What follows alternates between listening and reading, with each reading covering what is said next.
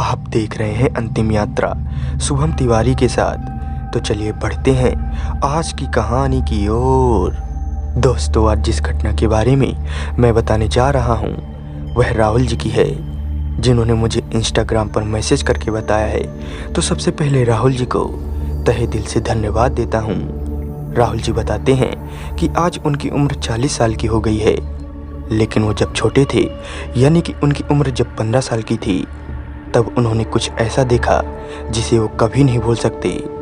बात तब की है जब राहुल जी अपने नानी नाना के यहाँ स्कूल की छुट्टियों में जा रहे थे। उनके नानी का गांव रायपुर छत्तीसगढ़ से थोड़ी पहले ही था।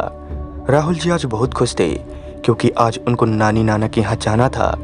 तभी राहुल की मम्मी राहुल के पापा से बोलती है, अरे ओ जी, कितने बजे बस स्टैंड में बस मिलेगी? तभी राहुल के पापा बोलते हैं, हाँ हाँ, और सच बच जाओ, अब कोई बस नहीं है, सिर्फ एक बस है जो कि शाम को 5 बजे मिलेगी, और वो बस कोई ऐसी वैसी बस नहीं है, वह एक भूतिया बस है। तभी राहुल की मम्मी जवाब देती हुए कहती है, अरे हाँ हाँ, मुझे मत डराओ, मैं जानती हूँ तुम मुझे नहीं जाने देना चाहते हो, इसलिए ऐसी बातें कर रहे हो। खैर, मम्मी पापा की इस बहस को मैं सुन रहा था और फिर मेरी मम्मी मुझे लेकर शाम के 4 बजे बस स्टैंड की ओर निकल जाती है। फिर मेरी मम्मी बस का टिकट कटवा आती है और हम लोग टिकट नंबर देखकर बस में बैठ जाते हैं। अभी बस को चलने में काफ़ी समय था क्योंकि उसका 5 बजे का टाइम था। अब धीरे धीरे बस भरने लगी थी। मेरी आगे वाली सीट पर मेरी दादाजी की उम्र के एक बुजुर्ग आदमी बैठे हुए थे जो मुझसे बात कर रहे थे। तभी ड्राइवर बस को स्टार्ट करने लगा, लेकिन बस स्टार्ट ही नहीं हो रही थी। अब 5 बजे से ऊपर टाइम हो गया था। तभी पता चला कि बस में मामूली खराबी आ गई है, जिसकी वजह से बस स्टार्ट नहीं हो रही है। वैसे भी अब 6 बजने ही वाले थे और मेरे नानी के घर पहुंचने के लिए 4 घंटे का टाइम भी लगता था। खैर, बड़ी मशक्क़त के बाद अब बस स्टार्ट होती है और फिर चलने लगती है।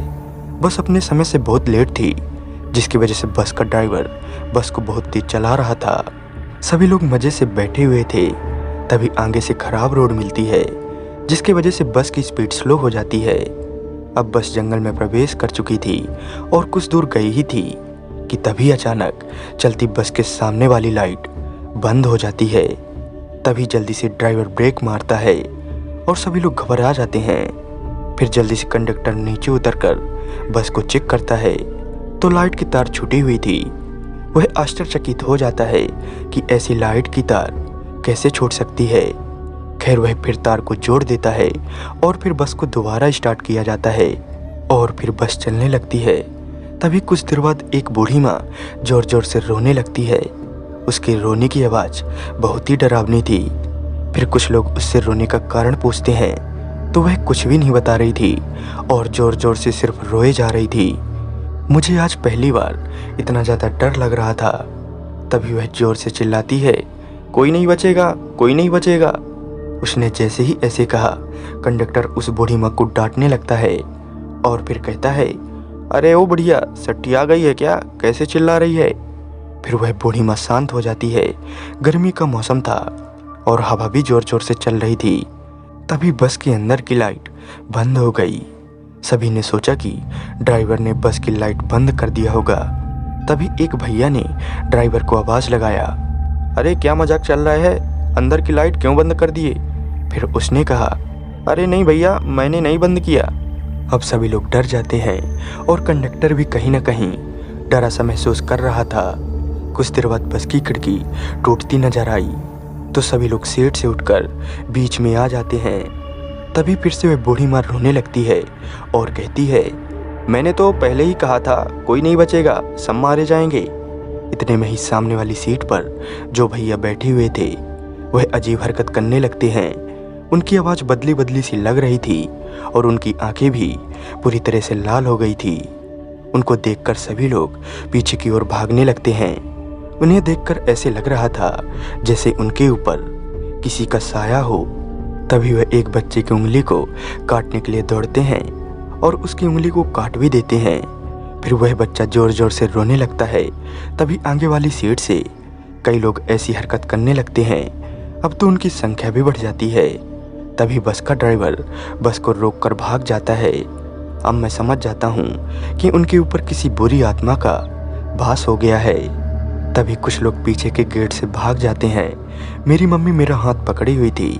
मैं तभी रोने लगता हूँ और जैसे ही बेबुरी आत्माएं मेरी ओर बढ़ने लगती है, तभी सामने से वही दादाजी आ जाते हैं जो मेरे सामने वाली सीट पर बैठे हुए थे और उन आत्माओं को तुलसी का माला दिखाने लगते हैं, जिससे वो आत्माएं वहीं रुक जाती है। अब मैं और मेरी मम्मी पीछे वाले गेट से धीरे धीरे नीचे उतरने लगते हैं और इतने में ही वह दादाजी भी नीचे उतर आते हैं। फिर मैं सोचने लगता हूँ कि काश ये मेरे लिए सपना होता, लेकिन सच तो यही था कि आज मैं और मेरी मम्मी फंस गए थे।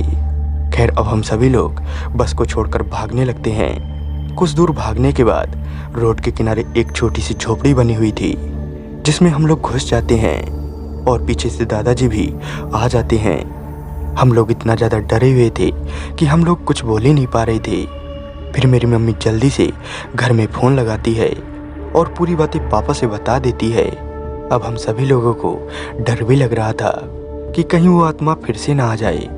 तभी कुछ देर बाद ज़ोर ज़ोर से बारिश होने लगती है। गर्मी का मौसम था और जीव जंतु का डर भी लग रहा था।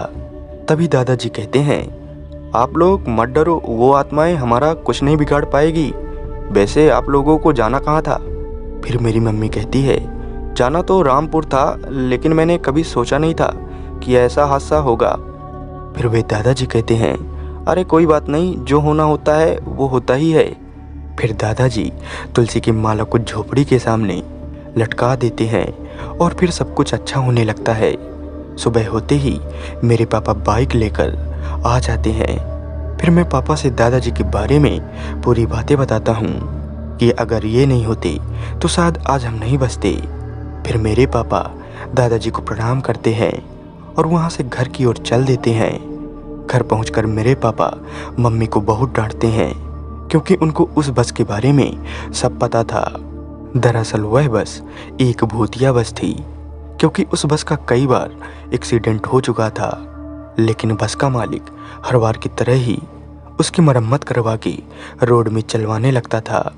ऐसा नहीं है कि ऐसी घटना इस बस के साथ में पहली बार हुई हो, इसके पहले भी ऐसा हो चुका था। जिस भी व्यक्ति को इस बस के बारे में पता रहता, वह इस बस में नहीं चढ़ता था और रात होते ही इस बस के साथ में विचित्र घटना होने लगती है। तो दोस्तों, आज की कहानी आपको कैसे लगी कमेंट करके ज़रूर बताइएगा।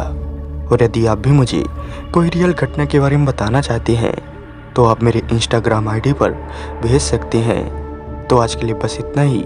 मिलते हैं किसी और घटना के साथ। तब तक के लिए बाय एंड टेक केयर।